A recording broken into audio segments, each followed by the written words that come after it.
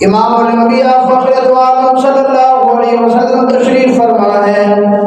बुखारी शरीफ की रिवायत है, सैयदना फारूक आज़म रज़ियल्लाहु तआला अन्हु इसके रावी है। फरमाया कि मजलिस लगी हुई है, सहाबा किराम रिज़वानुल्लाहि अलैहिम अजमईन तशरीफ फरमा है कि हमने देखा कि एक आदमी आया, हम जितने सहाबा बैठे थे हम में से कोई भी उसको नहीं जानता था। सफेद रंग का उसने लिबास पहना हुआ, लेकिन उसके ऊपर सफर के आसार भी नहीं है कि कहीं बाहर का मुसाफिर हो, सफर करके आया हो। फरमाया ऐसी भी कोई बात नहीं थी। वो मजमे के अंदर आया, मजलिस में आकर इमाम अल-अंबिया सल्लल्लाहु अलैहि वसल्लम के सामने दो ज़ानू होके बैठ गए। दो ज़ानू इतना हुए कि अपने घुटने हुजूर सल्लल्लाहु अलैहि वसल्लम के घुटने मुबारक के साथ मिला लिए और हुजूर सल्लल्लाहु अलैहि वसल्लम से कुछ बातें पूछने लगे, कुछ सवाल पूछने लगे। उनमें से एक सवाल ये था, मल इहसान या रसूल अल्लाह, या रसूल अल्लाह इहसान क्या है? इमाम अल-अंबिया सल्लल्लाहु अलैहि वसल्लम ने फरमाया, अंता अब्दुल्लाह कअन्नका तराहु फइन लम तकुन तराहु फइन्नहु यराक। फरमाया अल्लाह की इबादत इस तरह कर, गोया कि अल्लाह तुझे देख रहे हैं और तू अल्लाह को देख रहा है।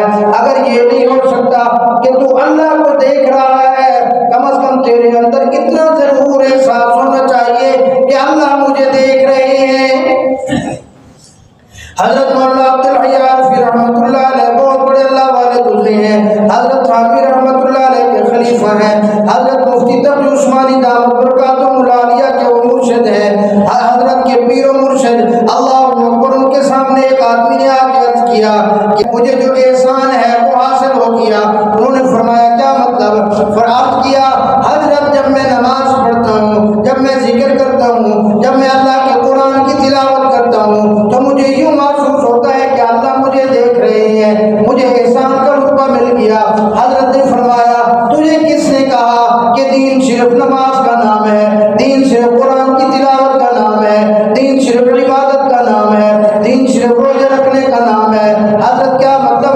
फरमाया एहसान का मतलब ये है कि अगर तू सो रहा है तो तू ये समझे अल्लाह मुझे देख रहा है, मैं अल्लाह को देख रहा हूँ। तू दुकान पे बैठा है तो समझ अल्लाह मुझे देख रहा है, मैं अल्लाह को देख रहा हूँ। अगर तू मुलाजिम है, मुलाजमत के टाइम पे जाता है तो तू ये सोच अल्लाह तुझे देख रहा है, मैं अल्लाह को देख रहा हूँ। अगर तू बीवी बच्चों के साथ वक्त गुजारता है, तेरे दिल में हो कि अल्लाह मुझे देख रहा है। तू दोस्तों के साथ वक्त गुजारता है, तुझे एहसास हो कि अल्लाह तुझे देख रहा है। तू घर में वक्त गुजारता है, तुझे एहसास हो अल्लाह तुझे देख रहा है। तू सफर में है, तुझे एहसास हो अल्लाह तुझे देख रहा है। तू जिंदगी का कोई काम कर, हत्ता कि तू खाए या पिए, तू सोए या वॉशरूम में जाए, तू बैतुल खला के अंदर जाए, तू जिंदगी के अंदर जो भी काम करे, तू अपनी 24 घंटे के अंदर जो भी अमल करे, हर अमल करते हुए तुझे ये एहसास होना चाहिए अल्लाह मुझे देख रहा है। ये एहसान का दर्जा है। अगर तुझे ये हासिल हो गया फिर तो तुझे एहसान का दर्जा हासिल हो गया। अगर सिर्फ नमाज के अंदर तुझे यह हासिल हुआ तो इसको एहसान का दर्जा नहीं कहेंगे। ये हदीस बात करने का मतलब ये है कि आज हमारी जिंदगी कहाँ खड़ी है, आज हम कहाँ खड़े हैं, आज हम कारोबार के अंदर है, क्या दीन के मुताबिक अमल करते हैं? आज हम बीवी बच्चों के साथ वक्त गुजारते हुए क्या दीन के मुताबिक अमल करते हैं? क्या दुकान पे बैठते हुए हम दीन पर अमल करते हैं? क्या किसी के साथ खरीदो फरोख्त करते हुए हम दीन के ऊपर अमल करते हैं? क्या अपनी शादी ब्याह करते हुए हम दीन के मुताबिक अमल करते हैं? क्या हम अपनी कमी के ऊपर जाते हुए दीन के ऊपर अमल करते हैं? क्या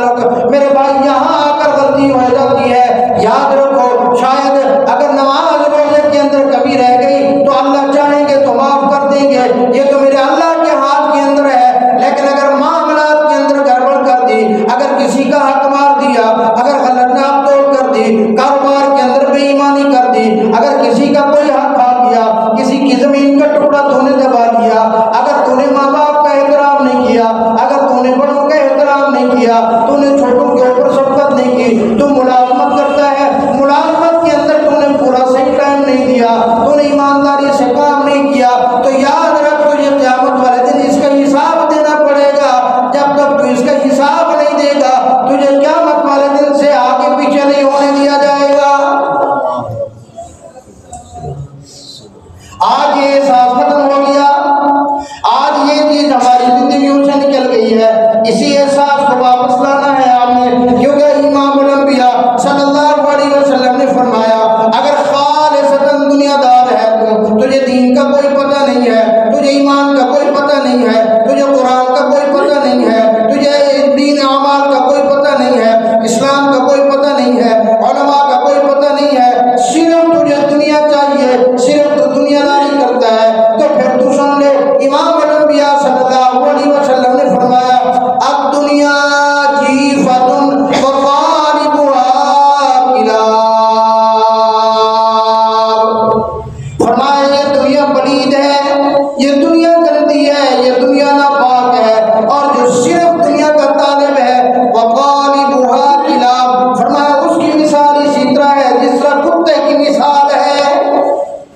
दुनियादारी करते हुए तूने दीन का एहसास नहीं किया, कारोबार करते हुए तूने उलमा से नहीं पूछा, हजरत मैं ये कारोबार कर रहा हूँ जायज है या नाजायज है, मुफ्ती साहब मैंने ये अमल किया जायज है या नाजायज है, मुफ्ती साहब मेरा ये मसला हो गया जायज है या नाजायज है।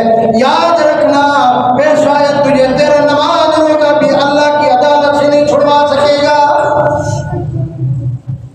मैं एक बरीक बात आपको बता के चला जाता हूँ, आप अल्लाहू अकबर फरमाया, और मैं कराम ने लिखा है, मुफ्तियान कराम ने लिखा है, ये बारीक मसला है, इसको समझना, ये ना हो कि समझ रहा है कब को तुम फतवा लगा दो कि जी मौलवी साहब ये कह के गए थे, मेरी बात पूरी तवज्जो से सुनना। और मैं कराम ने लिखा है कि अगर कोई घराना है, पूरा नमाजी घराना है, ज़कात भी पूरी अदा करता है, ईमानदारी भी उसके अंदर पूरी है, किसी के साथ धोखा नहीं करता, किसी के साथ झगड़ा नहीं करता, किसी के साथ बेईमानी नहीं करता, अगर वो एक कारोबार करते हैं, बाप और बेटा मिलके कारोबार करते हैं, बाप और बेटा इकट्ठे मेहनत करते हैं, लेकिन उनका आपस में ये तय नहीं है कि इसका मालिक बाप है या बेटा है। अगर मालिक बाप है तो बेटे का क्या है, बेटा तनख्वाहदार है या बेटा कुछ का हिस्सेदार है। अगर बेटा मालिक है ये तय नहीं है कि बाप मालिक में, अगर बाप की मिल्कियत में इतना हिस्सा है या बाप तनख्वाहदार है। फरमाया सिर्फ इस गलती की वजह से उसका सारा रिज़्क़ हराम का है,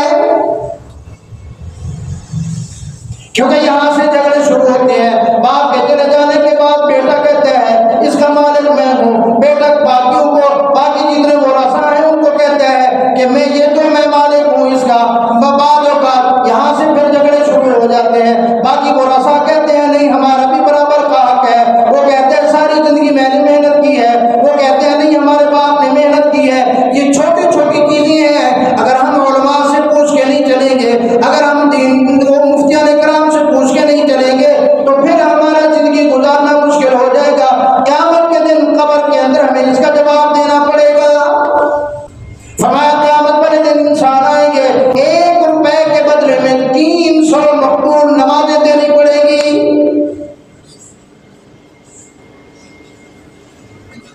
किसी का हक मार के जाएगा तो जब तक वो हक वाला माफ नहीं करेगा अल्लाह भी माफ नहीं करेगा। वमल हयातुद दुनिया इल्ला मताउल गुरूर, फरमाया दुनिया की जिंदगी धोखा है।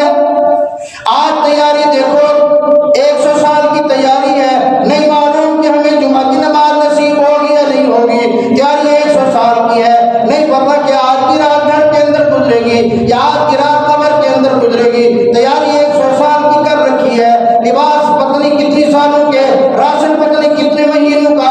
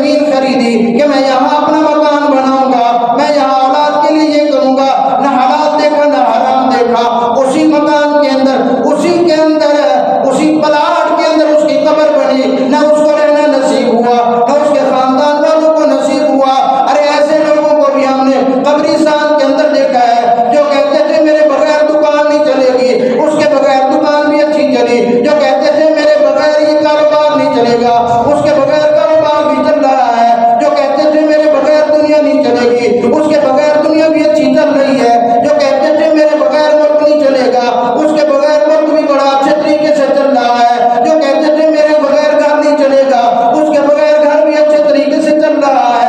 वो कब्रिस्तान के अंदर जाके सो गया, आज उसको कोई पूछने वाला नहीं है, आज उसकी कोई बात करने वाला नहीं है। हमने कब्रिस्तान के अंदर ऐसे लोगों को भी देखा है जो अपने कपड़ों के ऊपर मक्खी नहीं बैठने देते थे, जो अपने लिबास के ऊपर मट्टी नहीं लगने देते थे, जो अपने जिस्म के ऊपर धूल नहीं आने दिया करते थे, जो अपने जिस्म के ऊपर गर्दो गुबार नहीं आने दिया करते थे। आज जाकर कब्रिस्तान के अंदर ऐसे लोगों से कब्रिस्तान भरे पड़े हैं और पता नहीं है कि उसकी कब्र कौन सी है, पता नहीं है कि उसकी कब्र के ऊपर हजारों मन मट्टी के अंदर पड़ा है, उसका लिबास पता नहीं फट चुका है या मट्टी मट्टी हो चुका है, उसके जिस्म की हड्डियां पता नहीं कैसे हो चुकी हैं। अरे ऐसी ऐसी हसीन जमील है, ऐसी ऐसी खूबसूरत औरतों को भी हमने कब्रिस्तान के अंदर देखा है कि जिसके हुस्न के पीछे दुनिया दीवानी थी। आया मौत का झटका, मौत ने झटका दिया, उसका सारा हुस्न जमाल फना हो गया। कब्रिस्तान के अंदर उसकी हड्डियां भी ढूंढने को नहीं मिलती। वमल हयातुद दुनिया इल्ला मताउल गुरूर। ये दुनिया की जिंदगी धोखा है। जब अल्लाह ने कह दिया, बनाने वाले ने कह दिया, जिसने हमें जिंदगी दी उसने कह दिया, जो इसका मालिक है उसने कह दिया, तबारकल्लज़ी बियदिहिल मुल्क व हुवा अला कुल्ली शैइन क़दीर अल्लज़ी खलक़ल मौता वल हयाता लियब्लुवकुम अय्युकुम अहसनु अमला। जिस जो ज़मीन जिंदगी का मालिक है, जो मौत का मालिक है, उसने कह दिया लियब्लुवकुम अय्युकुम अहसनु अमला। मैंने जिंदगी तुम्हें दी ही इसलिए है ताकि मैं देख सकूं, मैं तुम्हें आजमा सकूं, मैं तुम्हारा इम्तिहान कर सकूं कि तुम में से अच्छा और बेहतरीन अमल कौन करके मेरे पास आता है। बुलंद आवाज से बोलो, जिंदगी का मालिक कौन है? अल्लाह ने जिसको ज़बान दी है वो बुलंद आवाज से बोले, जिंदगी का मालिक कौन है? अल्लाह जो बोल रहा है मौत के वक्त इसे कलमे की तौफीक दे दे। जिंदगी का मालिक कौन है? मौत का मालिक कौन है? नफे का मालिक कौन है? नुकसान का मालिक कौन है? मैं अल्लाह से दुआ करता हूँ, आप आमीन कहो। अल्लाह ये जो हम ज़बान से कह रहे हैं ये हमारे दिल के अंदर उतार दे। अगर ये हमारी ज़बान की बात हमारे दिल के अंदर आ गई तो हमारी दुनिया भी बन जाएगी, आखिरत भी बन जाएगी। वमल हयातुद दुनिया इल्ला मताउल गुरूर। ये दुनिया की जिंदगी धोखा है।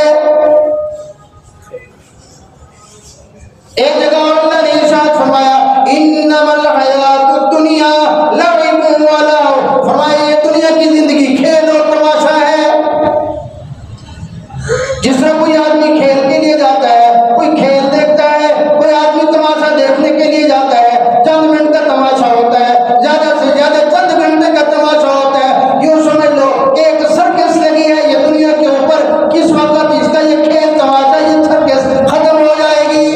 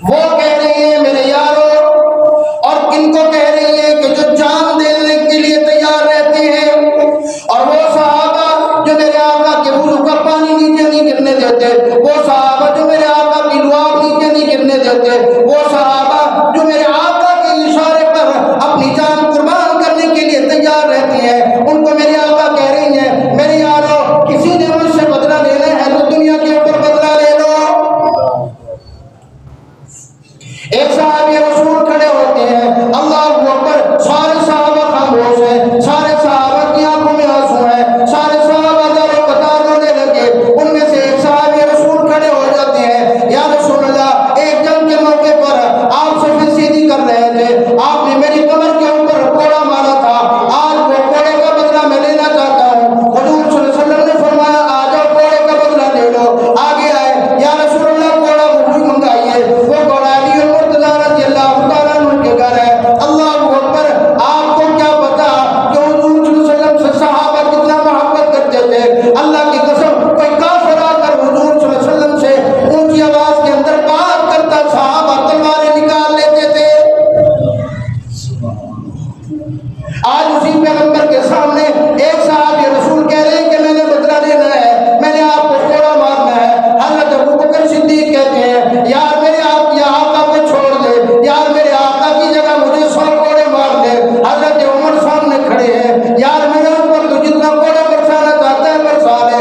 अल्लाह अकबर, हुजूर सल्लल्लाहु अलैहि वसल्लम ने फरमाया, नहीं नहीं, मेरे यार को छोड़ दो, आने दो, मुझसे बदला ले ले। अल्लाह अकबर, फरमाया इत्तरा की, जाओ मेरी फातिमा को कहो अली और मुर्तज़ा का कोड़ा उठा के दे दे। वहां गए, हज़रत फातिमा ने पूछा, लफ्ज़ जिगर ने पूछा क्या बात है, कि उन्होंने कहा एक सहाबी रसूल है, वो आज हुजूर सल्लल्लाहु अलैहि वसल्लम से बदला लेना चाहते हैं, मेरे आका सल्लल्लाहु अलैहि वसल्लम को ये कोड़ा मारना चाहते हैं। अल्लाह अकबर, अम्मा फातिमा खड़ी हो गई, फरमाया जाओ जाके अली और मुर्तज़ा को कह दो, अली और मुर्तज़ा, सारी जिंदगी मैंने तुमसे कोई चीज नहीं मांगी, सारी जिंदगी मैंने तुमसे कोई सवाल नहीं किया, आज ख्याल करना, तुझे अपनी जान देनी पड़े दे देना, तुझे अपने बच्चों को गुलाम बनाना पड़े बना देना, लेकिन ख्याल करना मेरे अब्बा के जिस्म अज़हर के ऊपर कोड़ा न पड़ने देना। हजरत अली और मुर्तज़ा सामने खड़े हैं, हजरत हसनैन करीमैन छोटे बच्चे हैं सामने खड़े हैं कि आज हमसे बदला ले लो, हम आपके गुलाम बनते हैं, हमें अपना गुलाम बना लो। वो सहाबी रसूल कहते हैं, नहीं नहीं, मेरे बंदा इमाम अंबिया सल्लल्लाहु अलैहि वसल्लम से लेना है। हुजूर ने फरमाया, छोड़ दो, आओ, आने दो इसको, कोड़ा उसके हाथ के अंदर दे दो। अल्लाह अकबर, वो सहाबी रसूल यूं पीछे आए, यूं आकर मिंबर के करीब खड़े हुए, अर्ज किया, या रसूल अल्लाह, जब आपने मुझे कोड़ा मारा था, मेरे जिस्म के ऊपर कपड़े नहीं थे, मेरे जिस्म के ऊपर उस वक्त लिबास नहीं था, मेरे जिस्म पर कमीज नहीं था, आपने कमीज आप उतारेंगे, आप कमीज ऊपर करेंगे, मैं फिर कोड़ा कवार करूंगा। अल्लाह अकबर, हुजूर ने फरमाया, अबू बकर, मेरा लिबास ऊपर कर दो, मेरा कमीज ऊपर कर दो। अरे वो अबू बकर सिद्दीक जो मेरे आका सल्लल्लाहु अलैहि वसल्लम को हिजरत की रात पाँव मुबारक के अंदर पत्थर चुभता नहीं देख सकता, मेरे आका को कंधे पे उठा लेते हैं, आज वो अबू बकर सिद्दीक को हुक्म हो गया कि मेरी कमर से कपड़ा हटा दो, इसको बदला लेने दो। हुजूर सल्लल्लाहु अलैहि वसल्लम ने कहा, अबू बकर हटा दो कपड़ा, जैसे हजरत अबू बकर सिद्दीक रज़ियल्लाहु ताला अन्हु ने मेरे आका की कमर मुबारक से कपड़ा हटाया, वो सहाबी रसूल दौड़ के आए, आकर हुजूर सल्लल्लाहु अलैहि वसल्लम की मोहरे नबूवत को बोसा दिया, बोसा दे के अर्ज किया, या रसूल अल्लाह, सारी जिंदगी अल्लाह से दुआ की कि मैं आपकी मोहरे नबूवत को बोसा दूं, मुझे मौका नहीं मिला, आज जब आपने ऐलान किया मेरे दिल में ख्याल आया, आज मौका है कि मैं हुजूर सल्लल्लाहु अलैहि वसल्लम की मोहरे नबूवत को बोसा दे लूं। सुभान अल्लाह, सुभान अल्लाह।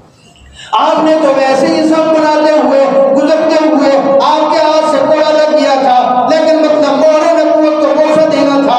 मेरे भाई, असल बताने का मतलब ये है कि जब इतनी बड़ी हस्ती जिनकी खातिर दुनिया आसमान बनाए गए, जिनकी खातिर आसमान और जमीन बनाए गए, जिनकी खातिर दुनिया बनाई गई, जिनकी खातिर हवा खला फिजा बनाई गई, जिनकी खातिर इंसानों को बनाया गया, जिनकी खातिर जिन्नात को बनाया गया, जिनकी खातिर फरिश्तों को बनाया गया, जिनकी खातिर ये कायनात सजाई गई, जिनकी खातिर ये पूरा आलम बनाया गया, जिनकी खातिर ये तुझे और मुझे वजूद मिला, जब ऐसी हस्ती कह रही है, मेरे यारो, अगर किसी का हक बाकी है, मेरी बात आज याद करके ले जाना, यही एक बात आज के तुम्हें याद करके ले जाओ, किसी का हक बाकी है, वो हक मुझसे दुनिया के अंदर ले ले, अल्लाह की अदालत में मुझसे कोई हक का मुतालबा न करना।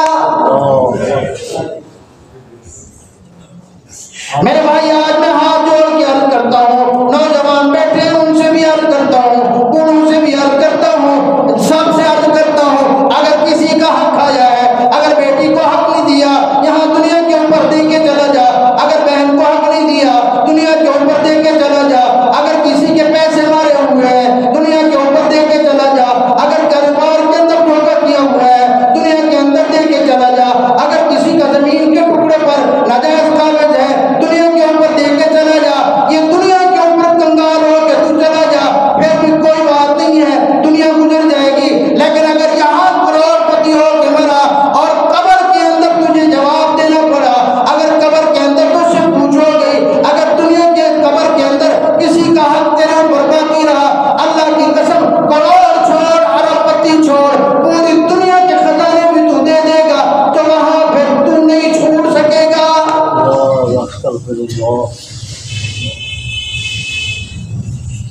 गोजरवानी के इलाके के अंदर एक बड़े आदमी का जनाजा उठा। बड़ी बड़ी मार्केटों का मालिक, बड़ी बड़ी कोठियों का मालिक, बड़ी बड़ी फैक्ट्रियों का मालिक, बड़े मुल्कों का मालिक, बड़ी गाड़ियों का मालिक, बहुत बड़ा नाम उसका, बड़ा सियासी आदमी, बड़ा जनाजा उसके साथ जा रहा है।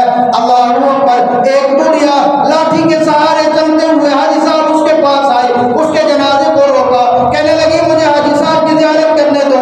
लोगों ने समझा होगा कि कोई इसकी रिश्तेदार होगी, कोई इसकी करीबी अजीजा होगी, वो पहले नहीं पहुंच सकी, अब हाजी साहब को देखना चाहती है। जनाजा रख दिया गया, उसने देखा, किसी ने पूछ लिया अम्मा ये हाजी साहब तेरे क्या लगते हैं? बेटा ये हाजी साहब मेरे कुछ नहीं लगते। फिर अम्मा तुझे क्या मोहब्बत आई? उसने कहा मुझे कोई मोहब्बत नहीं है। उन्होंने कहा फिर तूने जनाजा रखवाया क्यों? उसने कहा इस बंदे ने मेरे 5 मरले के मकान के ऊपर कब्जा किया था, ये आसमाना कब्जा था।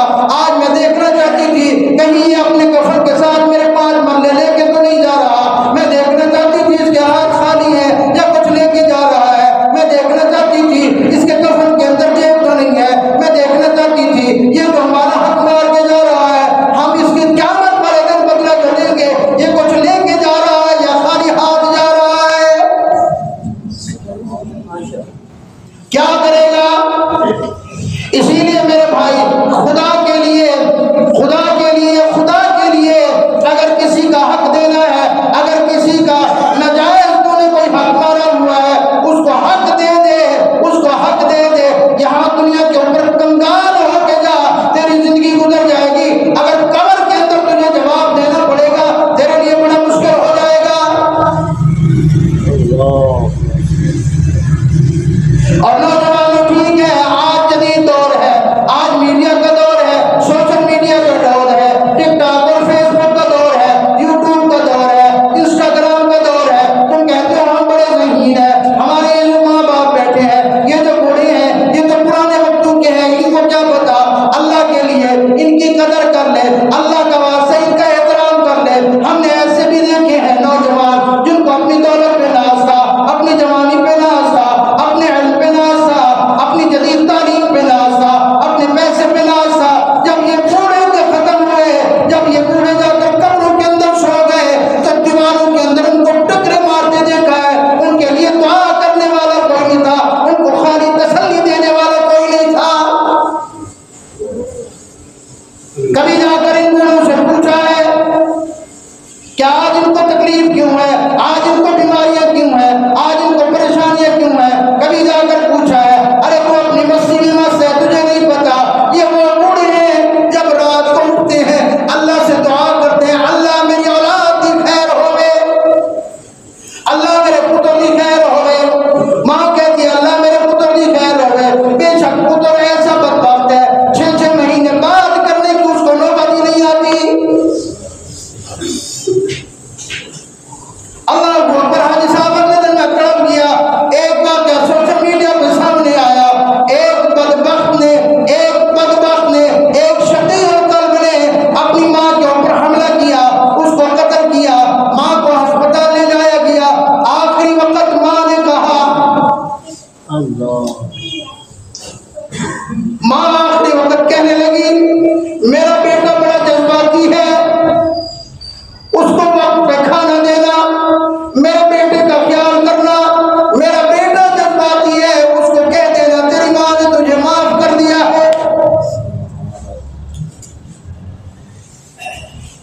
जो बदबख्त माँ के ऊपर हमला किया इसने, उस हमले की वजह से मरने वाली ने कहा मेरे बेटे का ख्याल करना, मेरे बेटे को टाइम पे खाना देना, मेरे बेटे के लिबास का ख्याल करना, मेरे बेटे की चीजों का ख्याल करना। वो जरा जज्बाती जरूर है, लेकिन मैंने उसको माफ कर दिया है। सारे वालिदैन के यही जज्बात होते हैं। कभी हमने अपने माँ बाप के जज्बात की कदर ही नहीं की, कभी हमने अपने माँ बाप के जज्बात को समझा ही नहीं। बस हमारे दिमाग में यही कीड़ा घुसा हुआ है। ये पुराने लोग हैं, इनको क्या पता। जब ये पुराने लोग चले जाते हैं ना, फिर तो रोएगा। नर्म नाज़िक बिस्तर पे भी सोएगा, तुझे नींद नहीं आएगी। फिर तुझे पता चलेगा कि जब मेरी माँ बोलती थी मैं कहता था ये जल्दी है, ये पागल है, मैं उसकी बातों का जवाब नहीं देता था, मैं अपने बाप को बेवकूफ समझता था। आज उनकी कब्र के ऊपर जाके जब वो रोएगा, अपना हाल सुनाएगा, तो उनको जवाब देने की इजाजत नहीं होगी। वो ज़बान हाल से उनकी कब्र कहेगी, पगला जिंदगी के अंदर तो तूने हमारी कदर नहीं की, जिंदगी के अंदर हम समझाते थे तो इस बात को समझा नहीं। आज तुझे एहसास हुआ कि जब ये बूढ़े गुजर गए, जब आज के ऊपर अल्लाह ने बोलने की पाबंदी लगा दी है, तो तू आज रोता है कि मेरे लिए दुआ करो। जा, अब तो दुनिया के अंदर फिर, अब दुनिया के अंदर सरगर्दान रहे, दुनिया के अंदर तू परेशान रहेगा, तुझे मुफ्त के अंदर दुआएं देने वाला कोई नहीं। इसीलिए मेरे भाई, मैं आखिरी बात दोबारा अर्ज करता हूं कि जब मरना किसी का हक तुम्हारे जिम्मे ना हो तो अल्लाह की रहमत से उम्मीद है कि बख्शिश हो जाएगी। अगर तेरे ऊपर किसी का हक बाकी है